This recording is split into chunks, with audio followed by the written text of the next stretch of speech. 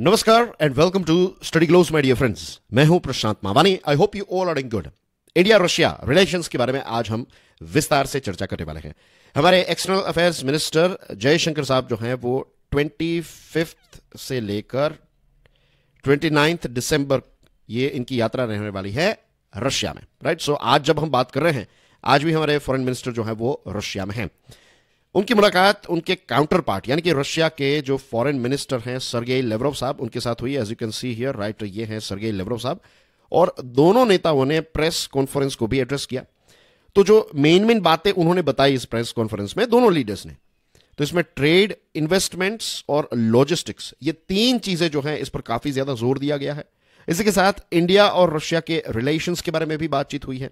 तो आज की हमारी ये जो डिस्कशन है ना दोस्तों, इसमें हम एक इंटरेस्टिंग चीज है जिसको कहते हैं फ्री ट्रेड एग्रीमेंट विद ईईयू। तो ये ईईयू जो है ये क्या है, कौन कौन से देश इसका पार्ट है, इसका मैप हम देखने वाले हैं। फ्री ट्रेड एग्रीमेंट क्या होता है वो भी मैं आपको ब्रीफली समझा दूंगा। फिर एनर्जी और कनेक्टिविटी की अगर हम बात करें तो ऑयल एंड गैस के बारे में आपको पता है, लेकिन न्यूक्लियर एनर्जी में किस दिशा में हम आगे बढ़ना चाहते हैं, we are going to talk about that. इसी के साथ कनेक्टिविटी की बात करें तो international north south trade corridor, इसका मैप हम स्टडी करने वाले हैं, क्यों ये इंपॉर्टेंट है, इसके बारे में क्या डिस्कशन हुई, we are going to talk about that as well.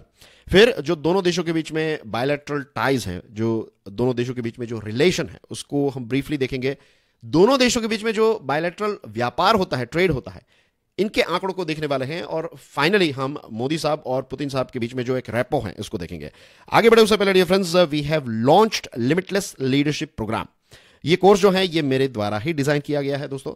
और ये जो कोर्स है ना, इसको डिजाइन करने के पीछे या फिर इसको लॉन्च करने के पीछे जो मेन लक्ष्य है, जो मेन एम है, वो यही है कि हम सब के अंदर जो लीडरशिप का पोटेंशियल होता है उसको हम अनलॉक कर सके। क्योंकि लीडरशिप एक ऐसी चीज है जिसके माध्यम से हम हमारे सपनों को हासिल कर सकते हैं। इस कोर्स के साथ जुड़ी हुई सारी डिटेल्स आपको स्टडी ग्लोज के मोबाइल ऐप पर मिल जाएगी। फिलहाल इस पर एक डिस्काउंट भी चल रहा है, make the most out of it now dear friends.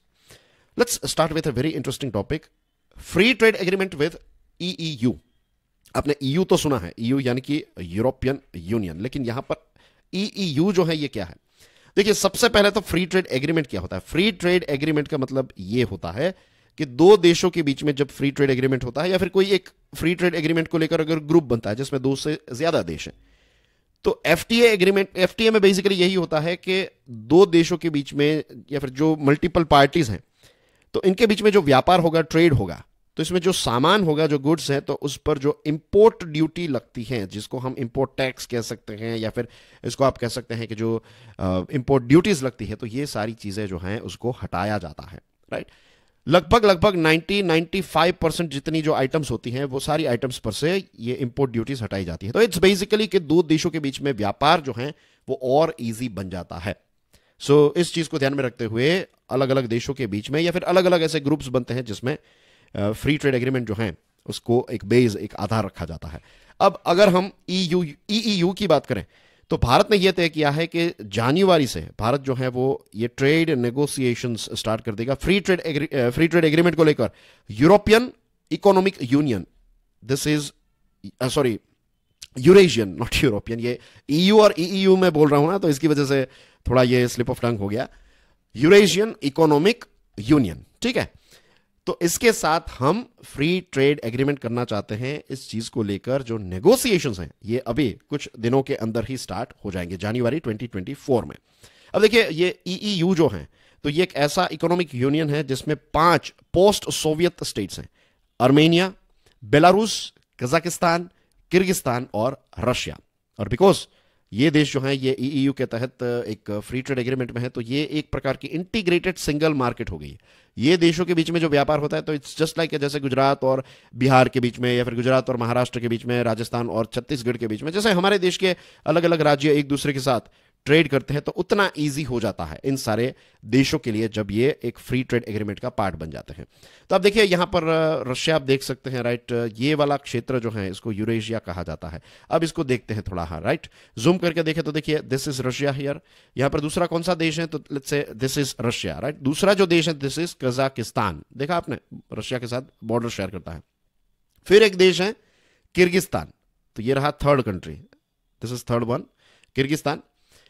फिर बेलारूस, तो ये रहा बेलारूस। बेलारूस काफी न्यूज में था, यूक्रेन और रशिया के बीच में जो युद्ध चल रहा है तो उसमें बेलारूस काफी न्यूज में रहता है, तो ये रहा बेलारूस। और लास्ट जो है दैट इज एक छोटा सा येट इंपॉर्टेंट पार्टनर है रशिया का, और इसका नाम है अर्मेनिया, राइट।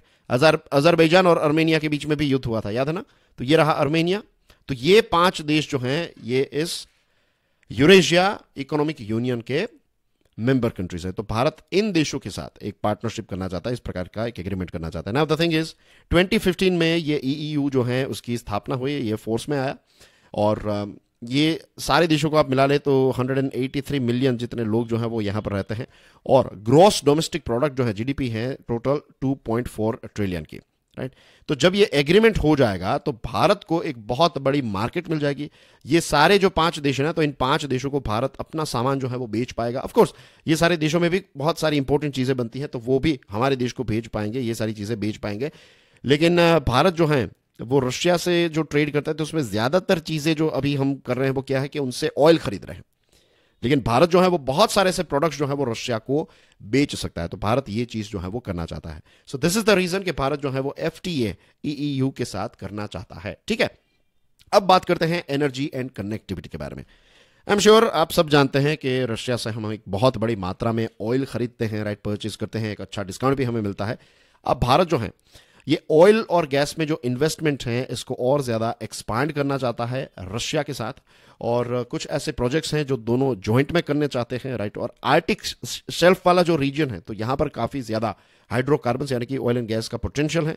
तो भारत रशिया के साथ मिलकर यहां पर कुछ ऐसे प्रोजेक्ट्स चलाना चाहता है। भारत के पास आर्टिक रीजन में उतना अच्छा एक्सपीरियंस नहीं है, लेकिन रशिया के साथ जब हम मिलकर यहां पर कोई एक्सप्लोरेशन करेंगे या फिर ये तेल निकालने का काम, ये सारी चीजें अगर करेंगे तो फिर हमारी जो कैपेसिटी है वो भी बिल्डअप होगी, हमें एक नया एक्सपीरियंस मिलेगा, राइट, हमारी कैपेसिटी बिल्ड होगी। तो ये चीज जो है उसके लिए रशिया हमारे लिए परफेक्टली फिट बैठता है।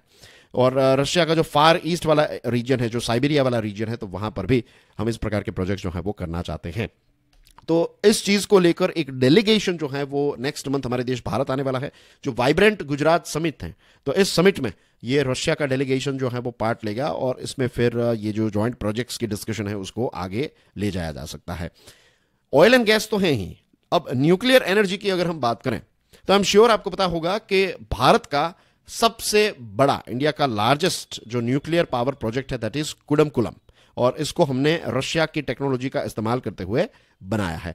अब दोनों देशों के बीच में कुछ इंपॉर्टेंट अमेंडमेंट्स हुए हैं, और इस अमेंडमेंट में यह है कि और फ्यूचर के जो ऐसे यूनिट्स है कुडमकुलम के वो बनाए जाएंगे। तो दोनों देश जो है वो मिलकर बेसिकली ये कुडमकुलम न्यूक्लियर पावर प्रोजेक्ट जो है तो इसको एक्सपांड करना चाहते हैं, भारत का ये प्लान है। तो और बाय द वे ये कुडमकुलम जो है वो तमिलनाडु में है। तो इसको एक्सपांड करने का जो फ्यूचर में एग्रीमेंट होगा तो वो रशिया के साथ ही होगा। ऑफ कोर्स रशिया की टेक्नोलॉजी से हम इसको एक्सपांड करेंगे। तो ये एक अपडेट है। Number 2, as far as nuclear is concern, Bharat जो है वो न्यूक्लियर फ्यूल सप्लाई में भी रशिया के साथ आगे बढ़ना चाहता है। Russia is a very important supplier of uranium for India, right. तो इसमें भी हम आगे बढ़ना चाहते हैं। और आप जानते हैं कि न्यूक्लियर जो है मीन्स न्यूक्लियर जो फ्यूल है इसका इस्तेमाल होता है, मटेरियल का इस्तेमाल होता है न्यूक्लियर पावर प्लांट में, और जनरली यूरेनियम 235 जो है इसका इस्तेमाल होता है फिजन के लिए।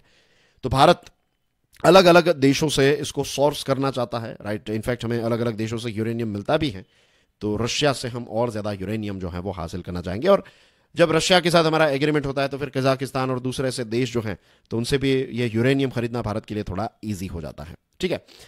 दोनों देशों ने कनेक्टिविटी को लेकर international north south trade corridor के बारे में भी बातचीत की है, राइट। अब ये जो INSTC है ये एक बहुत ही इंपॉर्टेंट शॉर्टकट है। अभी क्या होता है कि अगर हमें कोई सामान भेजना है तो हम इसको भारत के वेस्टर्न कोस्ट से, फॉर एग्जांपल गुजरात या फिर मुंबई से, ये अरेबियन सी होते ये पहुंचेगा आपके सुएज कैनाल, राइट। ये रेड सी अभी जो न्यूज में, तो वहां से फिर सुएज कैनाल, फिर मेडिटेरेनियन सी, और पूरा एक चक्कर लगाकर रशिया तक सामान पहुंचता है। तो ऐसा नहीं, अगर ये INSTC जो है एक बार स्टार्ट हो जाए तो फिर ये एक बहुत बड़ी शॉर्टकट हो जाएगा। आई एम श्योर आपको थोड़ा क्लियर पिक्चर नहीं होगा, don't worry about it. As you know हम मैप का बहुत अच्छी तरीके से इस्तेमाल करते हैं, तो we are going to use the map as well, right. पहले मैं आपको बता दूं कि इसकी सबसे खास बात जो है वो ये है कि सी वेज मीन्स जो वाटरवेज है, वाटरवेज से डायरेक्टली फिर आपको कुछ ऐसे ऑल वेदर हाईवेज का एक्सेस मिल जाता है, राइट। तो ये इसका सबसे बड़ा बेनिफिट है। अब देखते हैं मैप को। तो मैं यहां की बात कर रहा था, देखिए ये जो रेगुलर रूट है, जो पुराना रूट है, स्टैंडर्ड रूट जिसको कहते हैं, तो यहां से कोई शिप निकली तो फिर अरेबियन सी से फिर यहां पर राइट, ये गल्फ ऑफ एडन, फिर बाबल मंदेब से होकर रेड सी से फिर सुएज कैनाल, फिर मेडिटेरेनियन, यहाँ से घूमते घूमते आप पहुंचेंगे यहाँ पर, राइट, जिब्राल्टर, फिर यहाँ से नॉर्थ सी का रास्ता, English channel, again north sea, फिर यहाँ से होते होते Baltic sea, and then you reach here Saint Petersburg. तो मैं कितने सारे नाम और कितना बड़ा distance, as you can understand. लेकिन अगर ये INSTC, international north south trade corridor, तो ये मुंबई और मॉस्को को कितना इजीली कनेक्ट कर देगा। देखिए, यहां से आप निकलेंगे अरेबियन सी से, डायरेक्टली आप पहुंच गए ईरान, राइट, बंदर अब्बास जो ईरान का पोर्ट है, वहां से आप रोडवेज या फिर रेलवेज लेकर यहां तक, ये कैस्पियन सी वाला रीजन है, यहां से बोट, फिर यहां तक, और फिर से बोट आगे बढ़ेगी, और फिर यहां पर एक बार आप पहुंच गए, उसके बाद काफी अच्छी कनेक्टिविटी है, रोड की कनेक्टिविटी। तो ये जो है ना एक शॉर्टकट है, मॉस्को और मुंबई को जोड़ने वाला एक शॉर्टकट।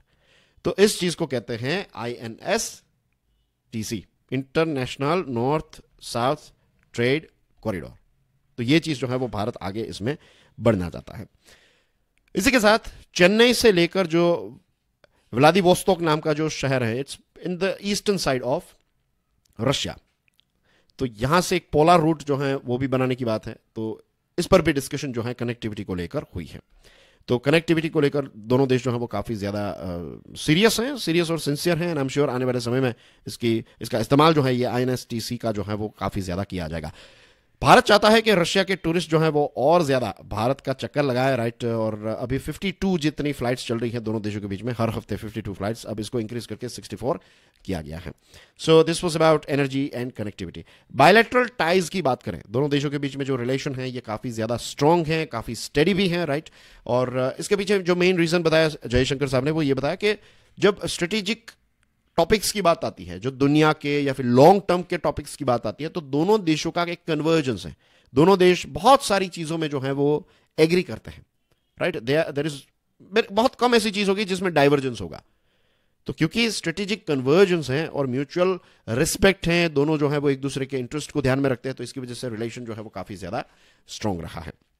इसी के साथ ये यूक्रेन का जब से युद्ध स्टार्ट हुआ है, तो तब से दोनों देशों के रिलेशंस की काफी ज्यादा स्क्रूटिनी की गई। यूएसए खुश नहीं है, तो कभी जो यूरोप के देश हैं वो भारत को लेकर खुश नहीं कि भारत जो है वो रशिया के साथ काफी ज्यादा रिलेशन जो है वो मजबूत करता जा रहा है। लेकिन ये सारे चैलेंजिंग समय में दोनों देशों ने काफी अच्छी तरीके से रिलेशन को हैंडल किया। और एस जयशंकर साहब जो है उन्होंने अपने ही शब्दों में ये बताया है कि my presence here today and the fact that all the developments that I have pointed out, including our growing trade investments, our military technical cooperation and our connectivity projects, all of this will give you a good sense of the importance and the value that we attach to the relationship.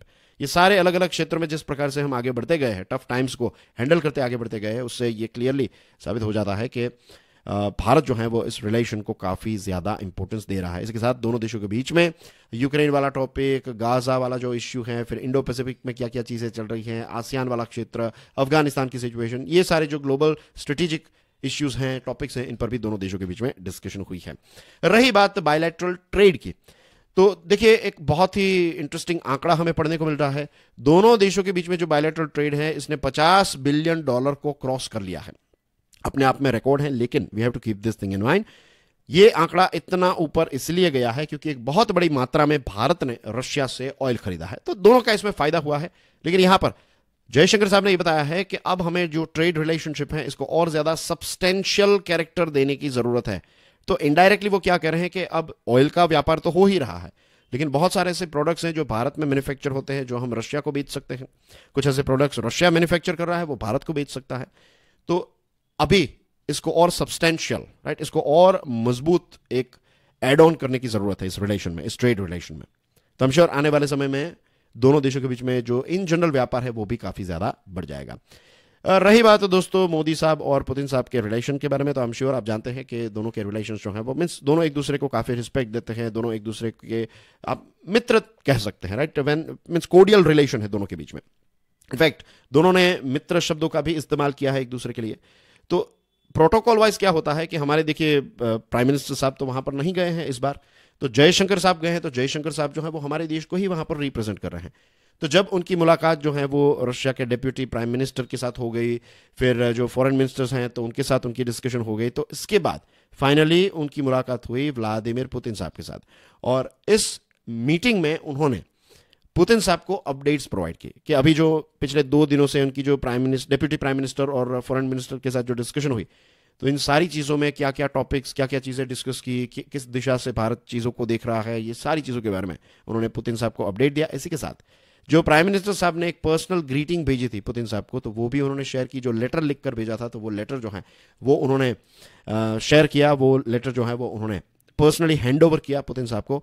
और ये भी बताया हमें, Putin साहब ने पूछा कि भाई मैंने प्राइम मिनिस्टर साहब जो हैं तो उनको एक इनविटेशन भी भेजा है कि आप जल्द से जल्द रशिया की विजिट पर आइए।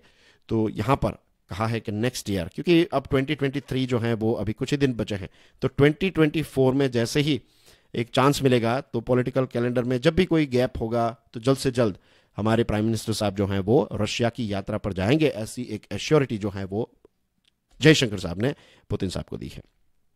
सो दोस्तों, that's basically everything as far as India Russia relations are concern, right. वैसे दोनों देशों के हिस्टोरिक रिलेशंस रहे हैं, बहुत सारे युद्ध, बहुत सारी मिसाइल्स, एयरक्राफ्ट कैरियर्स, तो ये सारी चीजें जो हैं उन पर हम नहीं जा रहे हैं। हमने क्या किया है आज की डिस्कशन में, जो करंट अफेयर्स को ध्यान में रखते हुए जो अभी लेटेस्ट चीजें दोनों देशों के बीच में जो चल रही हैं, उसका एक बहुत अच्छी तरीके से एनालिसिस किया है, isn't it? So dear friends, that's everything from my side. This is Prashant Mamani. I'm signing off for now. लेकिन make sure कि आप जो डेमो वीडियोस अवेलेबल हैं ये लिमिटलेस लीडरशिप के, इसको ज़रूर देखिएगा। अभी आपने कोर्स अवेल नहीं किया है तो I highly recommend all of you कि आप डेमो वीडियोस को देख लीजिए एक बार। उसके बाद I am sure you will take a decision that is, of course, beneficial for you. And that's everything from my side. God bless you all. Jai Hind.